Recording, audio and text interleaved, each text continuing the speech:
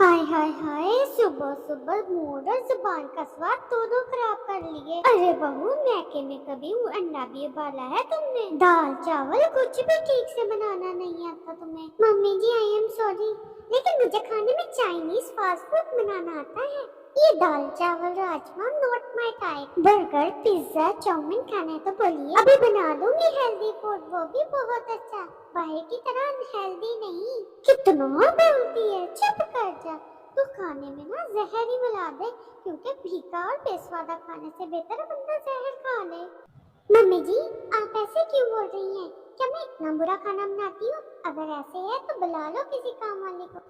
तभी वहाँ पर टूनू चिड़ा आ जाता है। उफ, क्या सुबह सुबह फटे ढोल की तरह बजे जा रहे हो आप दोनों। टूनी, ये क्या तरीका है मम्मी से बात करने का?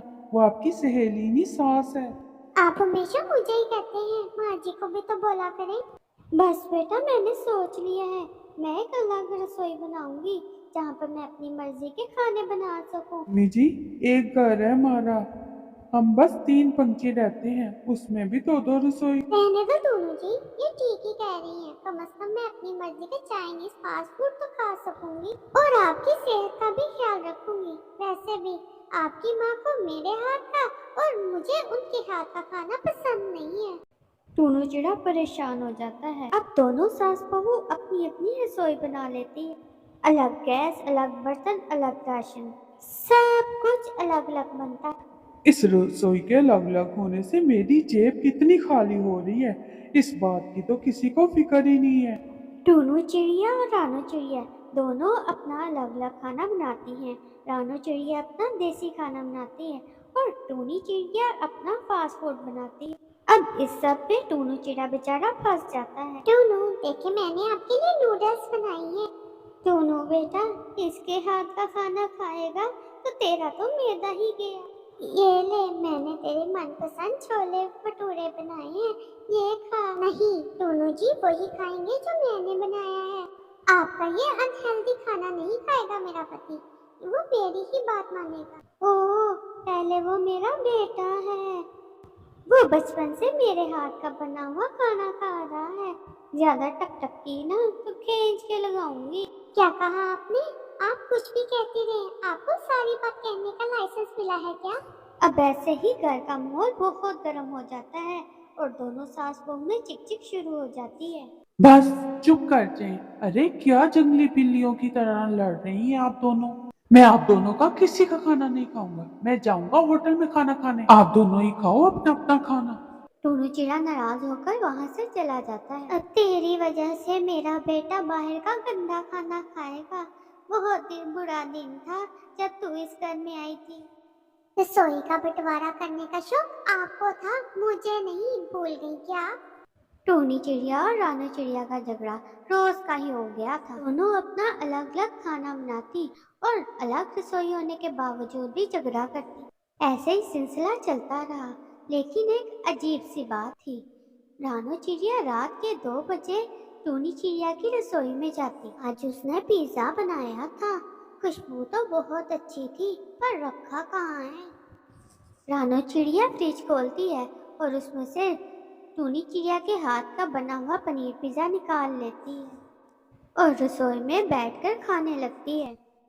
यह टूनी की बच्ची तो बहुत स्वादिष्ट खाने बनाती है, बहुत स्वाद है इस पिज्जे का। वहीं दूसरी ओर टूनी चिड़िया अपनी सास का बना हुआ खाना खाती है। वैसे तो मैं अनहेल्दी फूड के इतना खिलाफ हूँ, लेकिन ये है ही ऐसा कि दिल करता है सारा ही खा जाऊं। वाह वाह मम्मी, बहुत खूब, एकदम शानदार कचौरी। इस तरह दोनों सास बहू रात को एक दूसरे के खाने खाया करती और सुबह जब दोनों अपनी रसोई में रात का बचा हुआ खाना देखती, अरे ये क्या, कल रात को तो मैंने इतना सारा खाना बचा कर रखा था, लेकिन वो खत्म कैसे हो गया? हाँ, टूनू ने खाया होगा बेचारा। ओह खुदाया, ये क्या, मेरा पिज्जा किसने खाया? कहीं मम्मी जी ने तो नहीं खाया? मम्मी जी, फ्रिज में मेरा पिज्जा रखा था, आपने खाया क्या? अरे बहू, ये सवाल तो मुझे तुझसे करना चाहिए कि मेरा खाना खत्म कैसे हुआ, और ये आज की बात नहीं, रोज ऐसा ही होता है। रात को खाना रखती है तो सुबह गायब हो जाता है। मुझे नहीं पता, वैसे भी मुझे आपके हाथ के बने हुए खाने खाने का कोई इंटरेस्ट नहीं है। हाँ हाँ, मेरे भी इतने बुरे दिन नहीं आए कि तेरे हाथ का पका हुआ खाना खाऊंगी। लगता है टूनू जी ने खाना खाया होगा, बेचारे। वैसे अगर सीधा सीधा मांग लेते तो क्या हर्ज था, मैं ही खुश हो जाती। अब तो ये रोज का ही हो गया था। टूनी चिड़िया रानू चिड़िया की रसोई में जाकर खाना खाती और रानू चिड़िया टूनी चिड़िया की रसोई में जाकर खाना खाती। और अगली सुबह जब वो खुद का खाना गायब देखती तो वो समझती कि टूनू चिड़िया ने खाया होगा।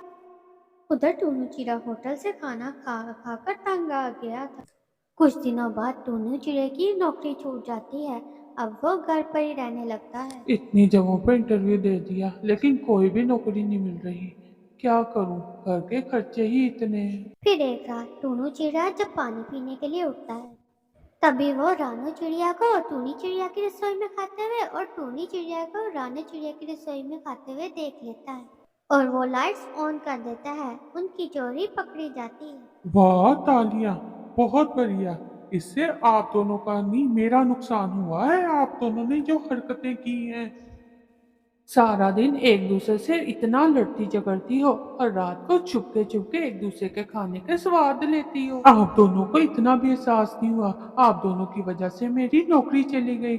मेरे हाथ अब कुछ नहीं है। उन दोनों को अपनी गलती का एहसास हो जाता है और वो माफी मांग लेती हैं और वो दोनों अब प्यार मोहब्बत से रहती हैं। सिर्फ इतना ही बल्कि अपने पति और अपने बेटे के हाथ पिटाने के लिए टिफिन का काम भी शुरू कर देती हैं, जिससे उनको काफी आमदनी हो जाती है। दोस्तों, कैसी लगी ये कहानी? अगर अच्छी लगी कमेंट में जरूर बताइएगा। मजीद ऐसी कहानी के लिए चैनल को सब्सक्राइब कर दें।